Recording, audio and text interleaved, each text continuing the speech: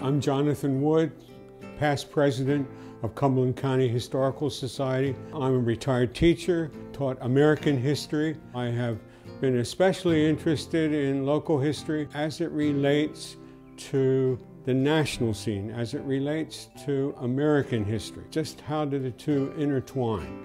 That's been my special interest. Briefly and intermittently, there were persons from New Sweden and from New Netherlands who came here, but there were never any deeds, nor were there ever any communities, really. But there were individual farmsteads. But actual settlement came only with the English, and that began in 1675 when John Fenwick came to Salem. John Fenwick, as a Quaker, was a pacifist, but his background was that of military officer. And he was a very impatient man who was impatient to get over here and get things started. And so in order to get things paid for quickly, he mortgaged the colony. Our traditions talk so much about religious liberty and that kind of thing. And that was true.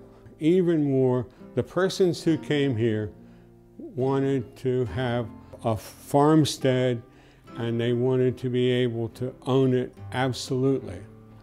And so the fact that the colony was mortgaged just put it under all kinds of questions from the very beginning. So we're talking about a very unhappy situation, and it was settled by no less a person than William Penn, who came in and tried to straighten out the West Jersey business. John Fenwick died in 1683, and in his will he made provision for a second village aside from Salem, which he called Caesarea, and that's the beginning for this town of Greenwich.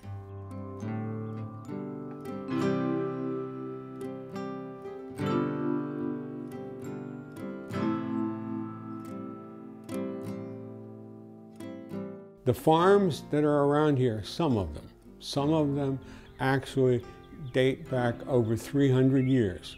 And that means that those fields have been planted most of those 300 years over and over and over again.